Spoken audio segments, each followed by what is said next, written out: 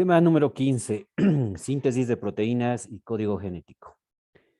Lo que se va a revisar en este capítulo está concerniente al código genético, componentes requeridos para la traducción, codones y anticodones, paso en la síntesis de proteínas, iniciación, elongación y terminación, modificaciones post-transcripcionales de las cadenas polipeptídicas y mutaciones en la secuencia de nucleótidos. Entonces, estos elementos los vamos a revisar en las dos sesiones que involucran el desarrollo de este tema número 15, el código genético. Bien, el código genético hace referencia a un código mediante el cual se puede promover la traducción de la información genética que estaba inicialmente contenida bajo la forma de DNA, posteriormente transcrita a una secuencia de ribonucleótidos, o mejor conocido como RNA mensajero. Y esa traducción, ese cambio, inclusive estructural, desde el RNA mensajero hasta una cadena polipeptídica o una proteína, pues se da gracias a este código genético. Esta información, esta forma de codificación, se organiza bajo la forma de codones, considerando que un codón está conformado por una secuencia de 3 bases nucleotídicas, es decir, 3 bases que estén presentes en la cadena de RNA mensajero inmaduro. La lectura de estos codones se da en el sentido 5' a 3'. Y existen codones denominados codones de terminación, es decir, secuencias que están o hacen referencia a una forma de marcaje dentro del RNA mensajero cuya información es la de detener, parar la traducción de las proteínas. Ahí tenemos 3 importantes codones de terminación, el UAA, UAG y UGA. Como ya se había mencionado, los codones están compuestos por una secuencia de 3 nucleótidos. Y en cada caso, en cada codón de terminación, nosotros podemos encontrar la secuencia de 3 nucleótidos, ¿no? UAA hace referencia al uracilo, adenina, adenina. UAG, uracilo, adenina, guanina. UGA, uracilo, guanina, adenina. Cualquiera de estos 3 codones entonces van a más bien detener el proceso de traducción. En otras palabras, esto involucra la detención de la síntesis de la proteína naciente. ¿Cuáles son las características de este código genético? La especificidad. Es decir, este código genético es altamente específico de tal manera que un determinado codón promueve la traducción a un aminoácido específico. Es decir, una secuencia de 3 nucleótidos conocido como codón va a generar la traducción a un aminoácido específico.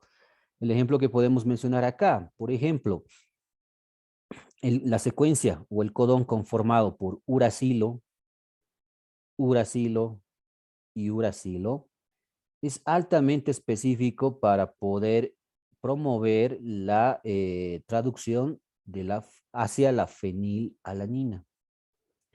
Este otro ejemplo, uracilo, citosina, uracilo,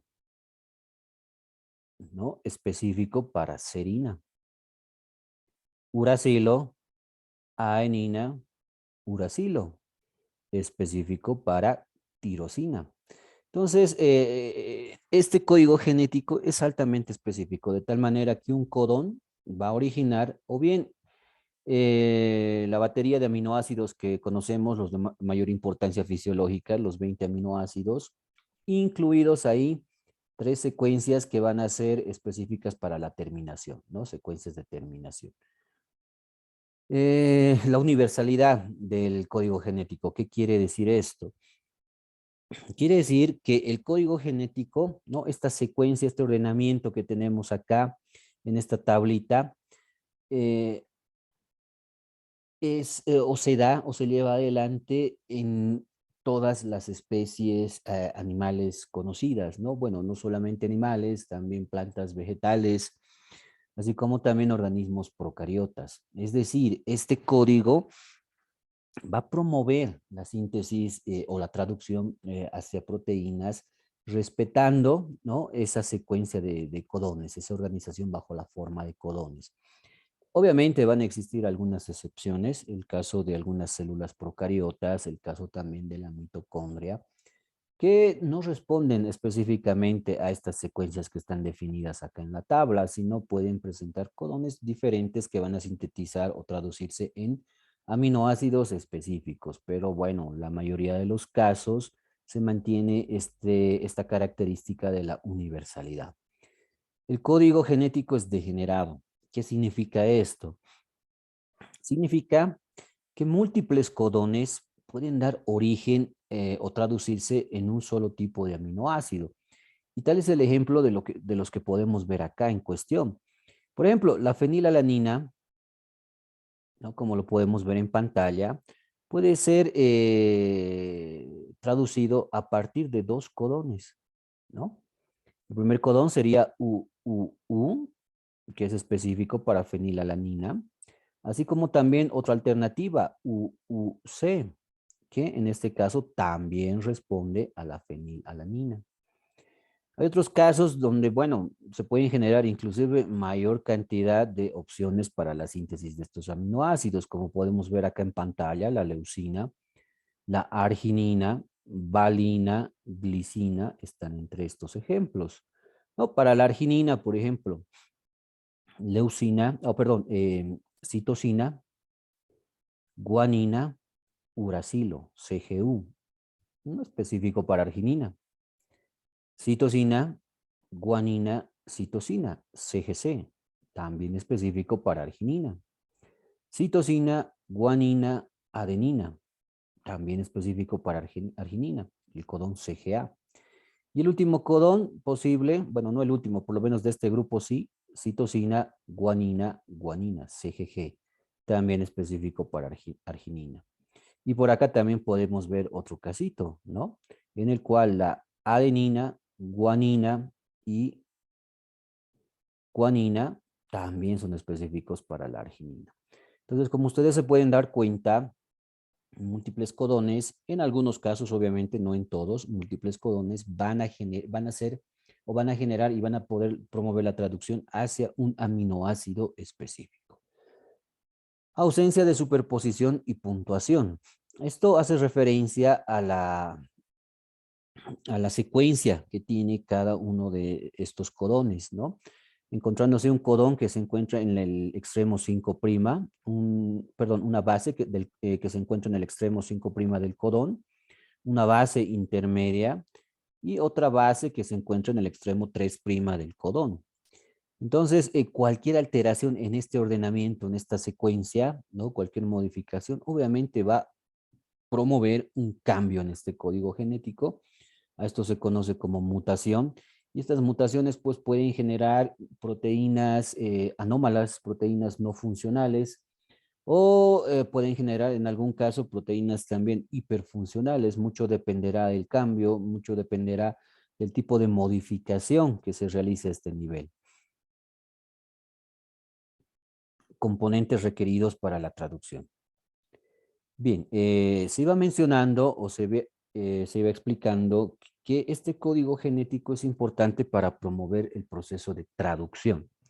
¿Qué significa la traducción? La traducción consiste en el cambio de la información genética contenida en un molde de RNA mensajero hacia una proteína que inicialmente va a encontrarse en su estructura primaria, pero que posteriormente va a adoptar estructuras de ordenamiento, ¿no? Como la estructura secundaria, terciaria y cuaternaria, con la finalidad de adoptar una forma específica y también ser funcional.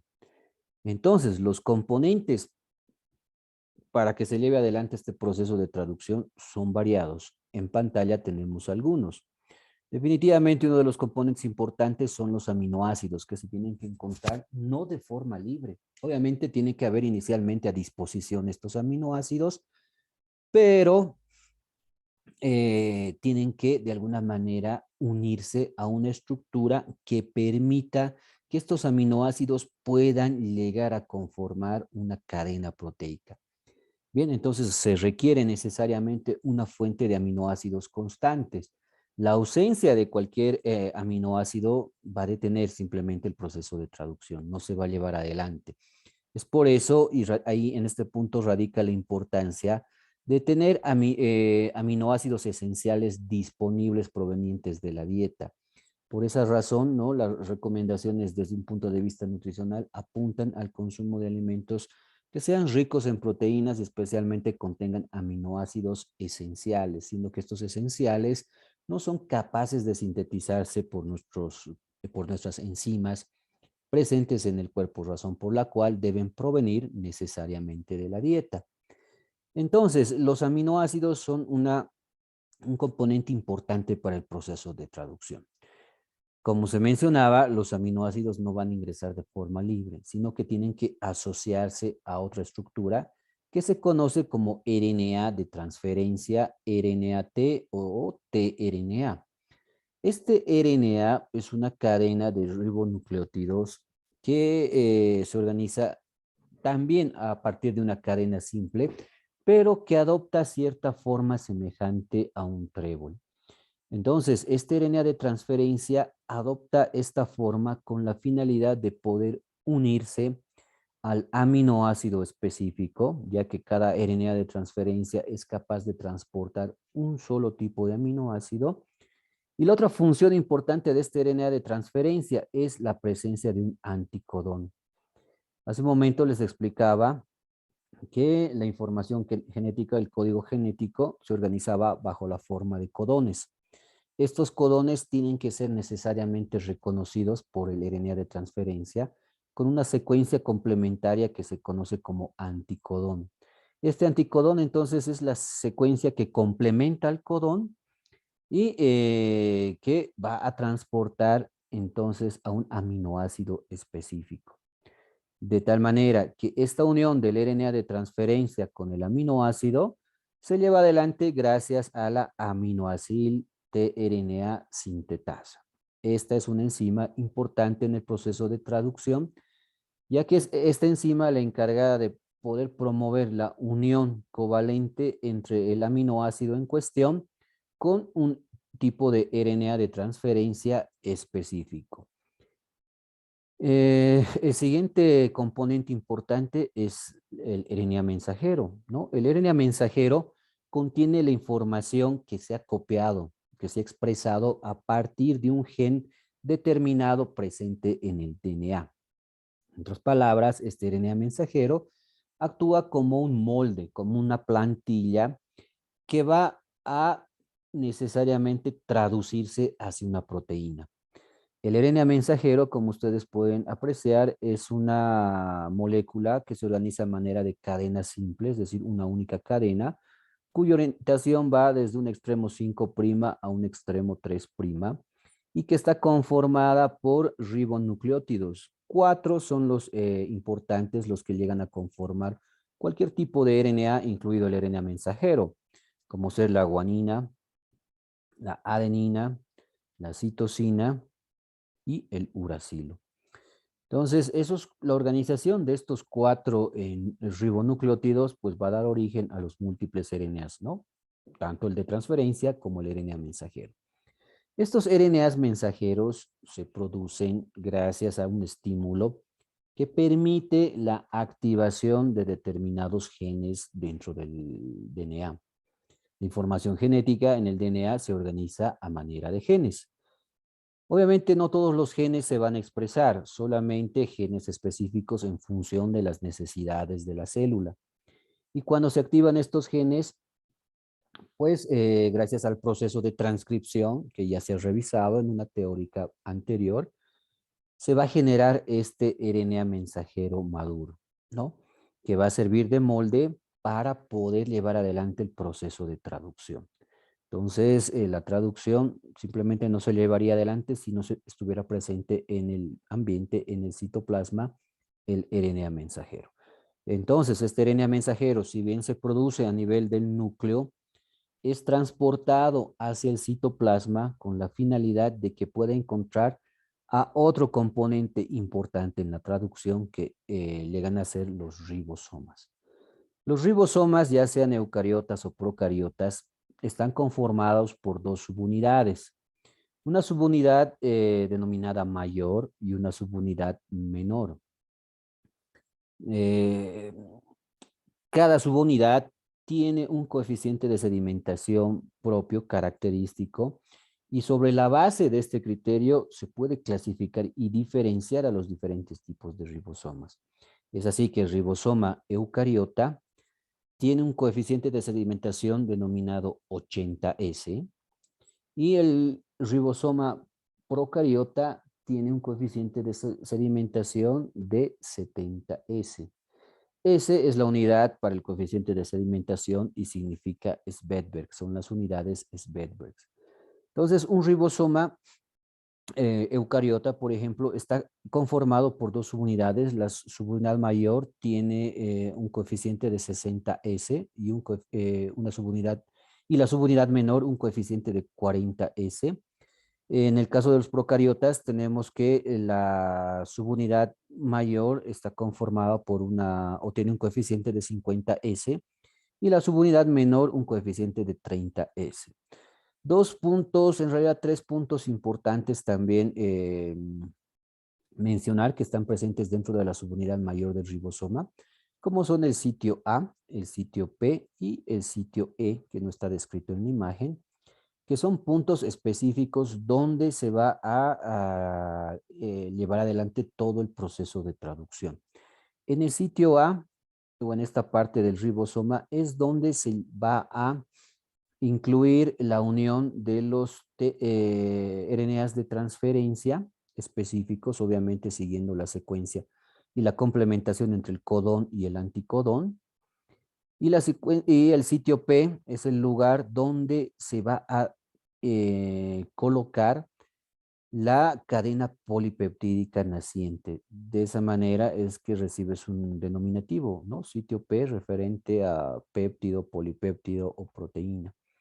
Además, cuando el sitio P y el sitio A están, ¿no?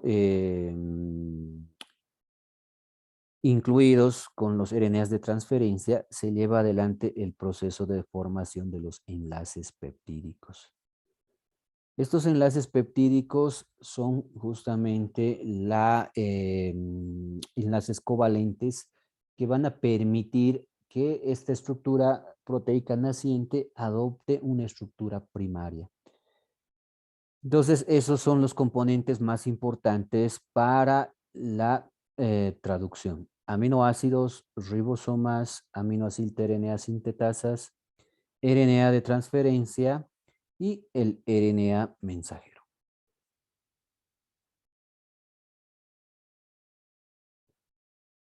Bueno, en esta imagen lo que podemos apreciar, o en estas imágenes, son las características que ya hemos ido mencionando en la pasada diapositiva. Acá tenemos una estructura característica de un RNA de transferencia. Como se mencionaba, tiene una estructura semejante a un trébol, donde vamos a rescatar que esta forma se da gracias a la complementación intracadena. Es decir, en esta estructura no observamos dos cadenas. Sí se puede apreciar una estructura semejante a una doble cadena, pero que en realidad se origina a partir de una sola cadena, por cierta complementariedad de bases intracatenarias, ¿no? Que van a adoptar o le van a dar esa forma característica a la RNA de transferencia. Es así que vamos a encontrar en esta estructura el extremo 5' y el extremo 3'. En el extremo 3' se encuentra o es el lugar donde se va a unir el aminoácido en cuestión, gracias a la acción de las enzimas respectivas. Luego tenemos este otro extremo que es conocido como el anticodón, y este anticodón contiene una secuencia complementaria a los codones que se encuentran en el RNA mensajero. Entonces, de esta manera se va decodificando la información, ¿no? Tomando en cuenta las características del código genético. Em, estos RNAs de transferencia necesariamente deben unirse a aminoácidos, ¿no? Y esta unión se da gracias a la participación de enzimas conocidas como aminoácido tRNA sintetasas. Estas enzimas, para poder promover esa unión física entre el aminoácido y el RNA de transferencia, necesariamente van a requerir el gasto de energía. De tal manera que al final vamos a encontrar un producto denominado aminoácido tRNA o aminoácido RNA de transferencia, que es el RNA de transferencia que ya está unido físicamente a un aminoácido específico, que dependerá, ¿no? Del anticodón y del codón específico, ¿no? Que responde a lo reportado en el código genético.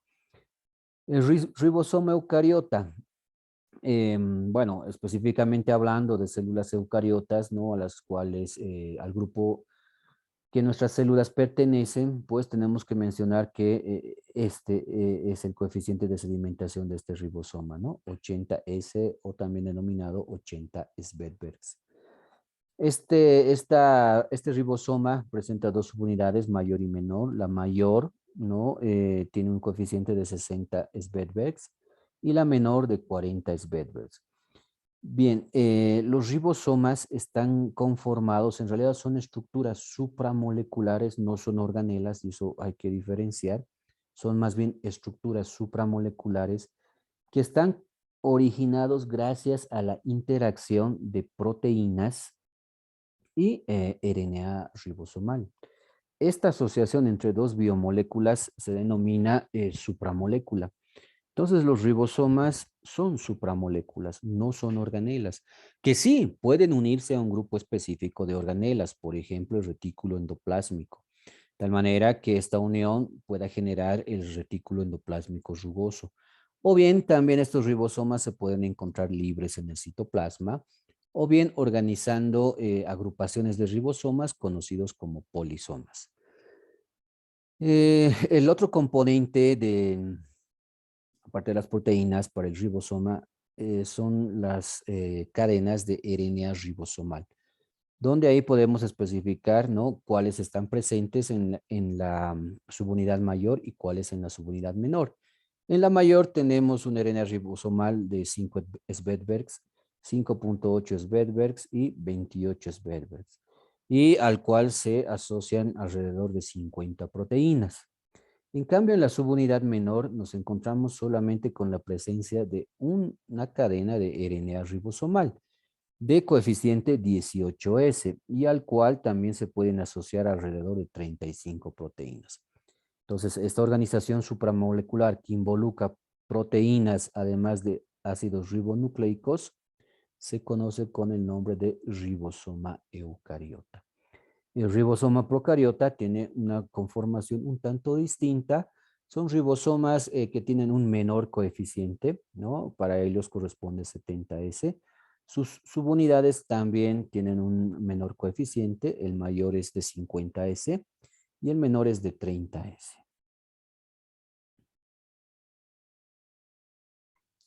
Codones y anticodones. La unión entonces entre el codón y el anticodón responde a una unión complementaria y antiparalela. Necesariamente tiene que darse esa complementación para que haya un reconocimiento adecuado, de tal manera que se puede observar emparejamiento de bases tradicional en la primera y segunda posición del codón. Recordemos que un codón presenta 3 nucleótidos, ¿no? Ribonucleótidos.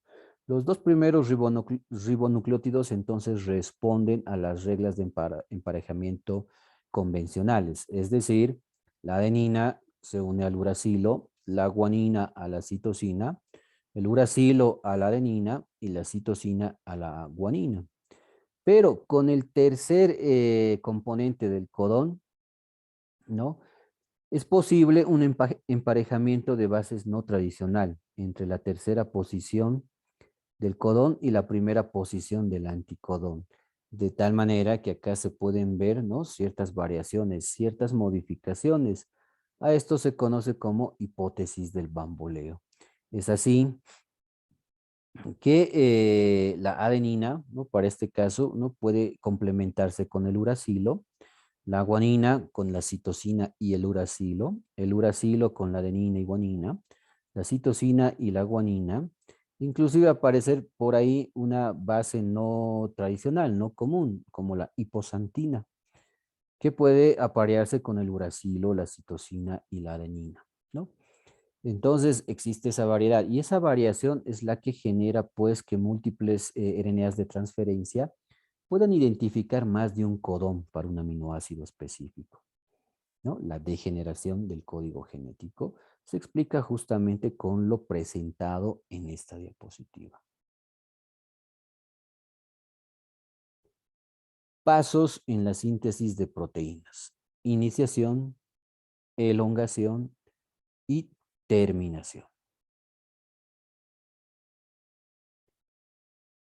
Al igual que la transcripción, en la traducción se pueden observar múltiples pasos, ¿no? Donde se requiere necesariamente señales para dar inicio a este proceso.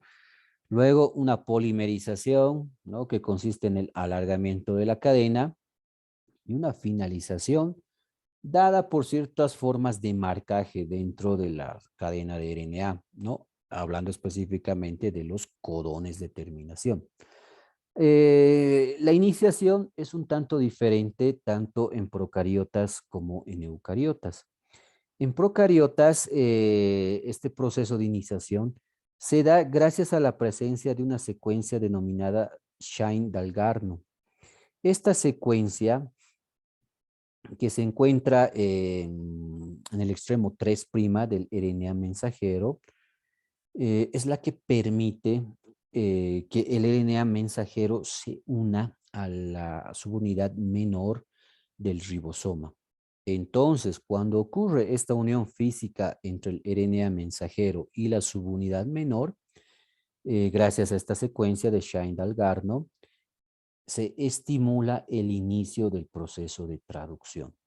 ¿Cómo es que se mantiene fijo? Porque esta secuencia Shine-Dalgarno es complementaria a una de las secuencias o parte de la secuencia de un RNA ribosomal, específicamente hablando del RNA ribosomal 16S. Entonces, este apareamiento que ocurre entre las bases presentes a este nivel dentro de la subunidad menor del ribosoma inicia el proceso de la traducción en células procariotas. El ejemplo que vemos es específicamente de la bacteria conocida como Escherichia coli. En eucariotas ocurre algo un tanto diferente. En eucariotas, ¿no?, no se encuentra la secuencia Shine-Dalgarno en el RNA mensajero, sino más bien otro tipo de secuencia conocida como caperuza o extremo cap. Esta caperuza 5' es la que va a permitir llevar adelante el proceso de traducción siempre y cuando se unan ciertos factores de iniciación eucariotas. Son 4 los importantes. En pantalla vemos 3, perdón. El factor de iniciación eucariota 2, 1 y 3.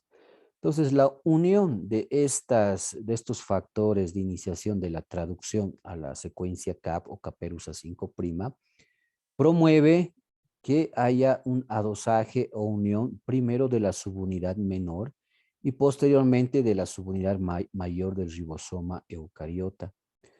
A esto necesariamente se tiene que sumar la generación de un iniciador N-formilmetionil tRNA. ¿Qué significa esto? Que a este complejo, ¿no?, tenga que unirse necesariamente un RNA de transferencia de inicio o iniciador. que usualmente contiene o está unido a un aminoácido conocido como metionina. Bien, entonces este tRNA iniciador que está unido a la metionina va a formilarse gracias a la acción de una tetrahidrofolato formilada y la acción de la enzima transformilasa. Entonces, esta enzima va a promover la formilación de esta estructura de la metionina, de tal manera que esta va a ser también una forma de marcaje que va a promover el inicio del proceso de traducción. Es más, este tRNA metionilado va a unirse a una de las secuencias de inicio para poder dar paso al proceso de traducción. Y eso es lo que podemos apreciar en este esquema.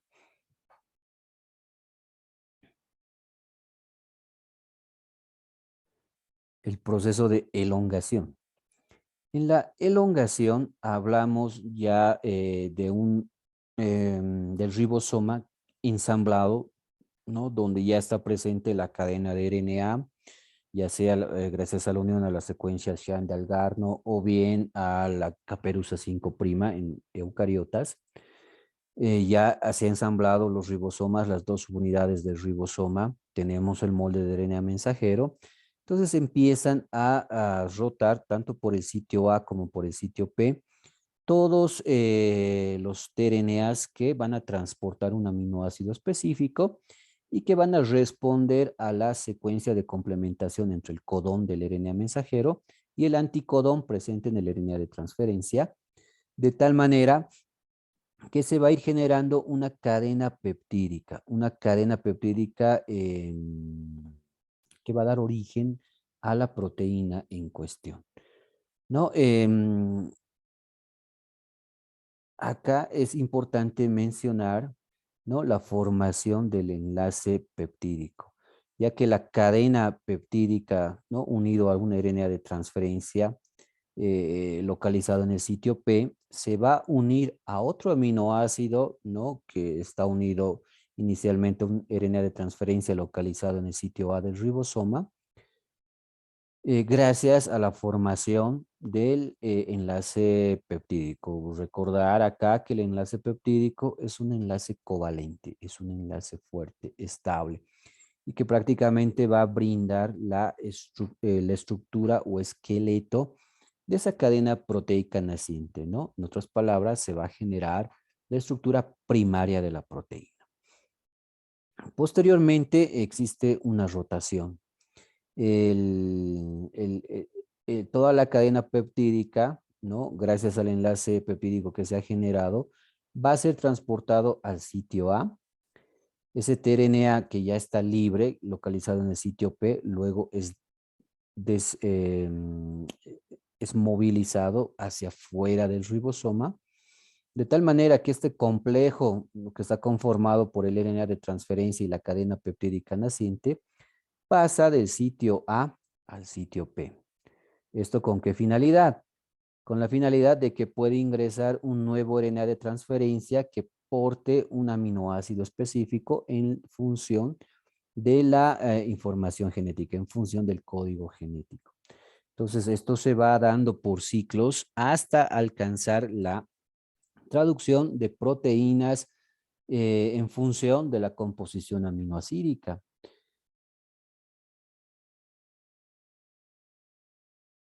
Bien, acá entonces se va a presentar el proceso de traducción de células procariotas.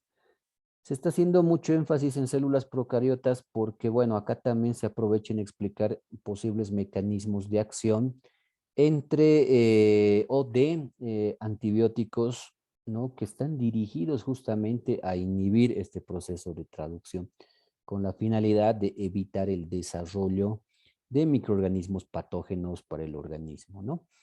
Entonces, el proceso de iniciación se da cuando los factores de iniciación ayudan en la formación del complejo de iniciación 30S. El RNA de transferencia iniciador cargado es conducido al sitio P de la subunidad 30S por el factor de iniciación 2, ¿no? Que es dependiente del GTP, es decir, dependiente de energía. Luego, cuando la subunidad 50S llega para formar el complejo de iniciación de 70S, se hidroliza el GTP en el factor de iniciación 2 y se liberan los factores de iniciación. De tal manera que ya se tiene entonces incluido el primer RNA de transferencia o de inicio que está unido a un aminoácido formilado. A este nivel, al nivel de la iniciación, se tiene un efecto de la streptomicina. Este antibiótico se une a la subunidad 30S y distorsiona su estructura, interfiriendo en la iniciación de la síntesis de proteínas. Acá debemos mencionar que estos antibióticos son específicos o están dirigidos a los componentes de la traducción propios de la célula bacteriana y no así van en contra de los ribosomas eucariotas o propios de nuestras células.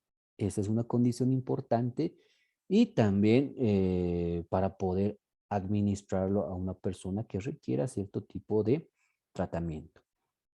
La elongación del factor proporciona que el RNA de transferencia cargado adecuado al codón en el sitio A vacío. El GTP del factor es hidrolizado. Bien, bueno, acá lo que hay que mencionar es que se va llevando adelante el proceso de el crecimiento de la cadena polipeptídica gracias al ingreso de aminoácidos y la formación de enlaces peptídicos. De tal manera que acá va a haber una rotación entre el sitio A y el sitio P con la finalidad de ir generando esta cadena peptídica naciente. ¿No? A este nivel, por ejemplo, es importante la acción de las tetraciclinas, siendo que estas interactúan con las subunidades 30S y bloquean el acceso del tRNA aminoácido al sitio A, lo que inhibe, por tanto, la elongación, ¿no? Si ustedes toman atención acá, por lo menos el mecanismo de acción de estos antibióticos es a nivel de la subunidad 30S, la subunidad pequeña. Y aclarar que esta subunidad pequeña 30S es propia, es característica de las células procariotas.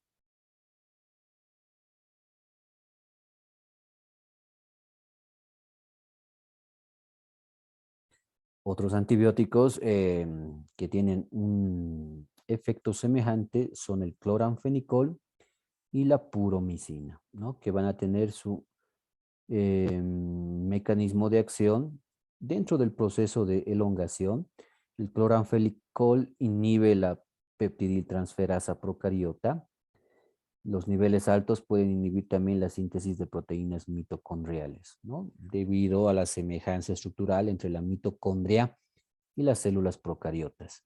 La puromicina tiene una semejanza estructural con el aminoácido tRNA y acepta péptidos del sitio P, causando la inhibición de la elongación y produciendo la terminación prematura tanto en procariotas como en eucariotas. Bueno, en este caso tendríamos que mencionar que este antibiótico es tal vez el de menor especificidad, ¿no? Ya que su efecto puede darse en ambos tipos de células, tanto procariotas como eucariotas.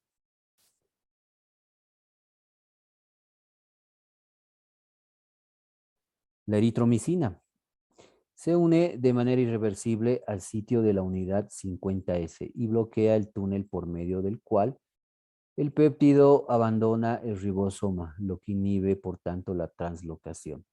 Entonces, la eritromicina tiene bastante especificidad por el ribosoma procariota, de tal manera que los efectos sobre los ribosomas eucariotas van a ser mínimos o nulos. Apuntan a detener el proceso de translocación.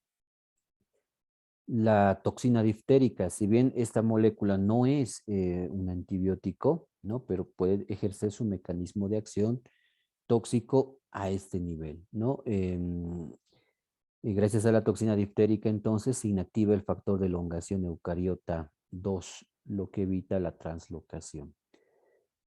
Bien, entonces a nivel de la elongación nos vamos a encontrar con que múltiples fármacos ejercen su mecanismo de acción, siendo este tal vez la fase que demora más tiempo y más importante dentro del proceso de traducción, porque es el momento en el cual se elonga la cadena, ¿no? Crece la cadena proteica para empezar a dar origen a una proteína naciente. En el proceso de terminación se detiene la traducción como tal gracias a la presencia de ciertos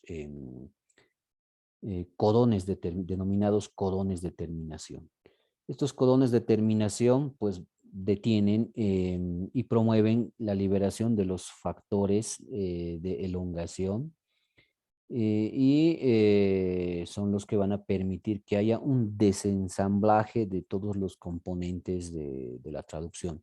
Es decir, se libera el RNA mensajero, se separa físicamente del ribosoma, se separan las dos subunidades, tanto la mayor como la menor, se liberan los posibles RNAs de transferencia que todavía estén unidos o adosados a los ribosomas. Y lo más importante, se libera el péptido completo, ¿no? No se olviden, pero que este péptido proteína todavía no es funcional, es simplemente una cadena conformada por aminoácidos que necesariamente deben adoptar, ¿no? Una forma definida para así ser funcionales. Ahora, todos estos componentes van a ser necesariamente reciclados por la célula, ¿no? Los ribosomas quedan separados y bueno, pueden volverse a ensamblar si es que hay estímulos, si es que por ahí está presente un RNA mensajero. Los RNAs mensajeros, cuando ya cumplen su función, son degradados rápidamente por ribosimas, tal manera que este proceso de traducción tampoco no puede estar llevándose adelante de forma constante, sino tiene que necesariamente ser controlado y regulado. Lo propio ocurre con los RNAs de transferencia que se reciclan para poder ser unidos nuevamente a otros aminoácidos de manera específica. Y el péptido, por su lado, proteína naciente, pues sufre ciertas modificaciones denominadas post-traduccionales con la finalidad de generar una proteína madura. ¿Cómo se regula el proceso de traducción? En el proceso de traducción van a participar muchos factores que son los que realmente van a regular. Y bueno, en esta tablita se enlista o se enumera la función de los mismos, ¿no? En procariotas, el factor IF2-GTP y en eucariotas, el factor EIF2-GTP llevan el RNA de transferencia de iniciación cargado al sitio P para dar inicio al proceso de traducción. El factor 3 y el factor EIF3, ¿no? Para células procariotas y eucariotas respectivamente, impiden la asociación de subunidades. Es decir, gracias a este factor, al 3, ya sea procariota o eucariota, se promueve la unión entre la subunidad mayor y menor del ribosoma. Todo esto a nivel de la iniciación. A nivel de la elongación, tenemos lo propio, tenemos ciertos factores que van a controlar. Por ejemplo, el factor EF2-GTP en procariotas o el factor EF1-alfa-GTP en eucariotas lleva a los demás RNAs de transferencia cargados al sitio A. Es decir, promueven la rotación entre sitio A y sitio P para poder elongar la cadena. Otro factor, el EFTS en procariotas o el EF1-beta gamma en eucariotas, promueven que el factor de intercambio de nucleótidos de guanina facilite el proceso de elongación. Otros factores como el EFG-GTP y el EF2-GTP, ¿no? Tanto para procariotas como eucariotas respectivamente, controlan o promueven el proceso de translocación. Todo esto a nivel de la elongación de la cadena. Ya para la culminación, si hablamos de la terminación de la traducción, también tenemos puntos o formas de regulación, factores que van a controlar. En procariotas del ERF1 y 2 y en eucariotas del ERF reconocen los codones de finalización, es decir, van a reconocer los 3 codones de terminación que están presentes en los RNAs mensajeros. Otro factor, el ERF3-GTP y el ERF3-GTP para procariotas y eucariotas respectivamente, liberan otros factores de liberación que van a desencadenar el desensamblaje total de todos los componentes que participan en la traducción. Vale decir, ¿no? Desensamblaje de los ribosomas, separación física del RNA mensajero, separación de los RNAs de transferencia y liberación de la proteína. Bien, en esta primera sesión, entonces avanzaremos hasta este punto. En la siguiente sesión continuaremos con lo concerniente a modificaciones post-transcripcionales de las cadenas polipeptídicas.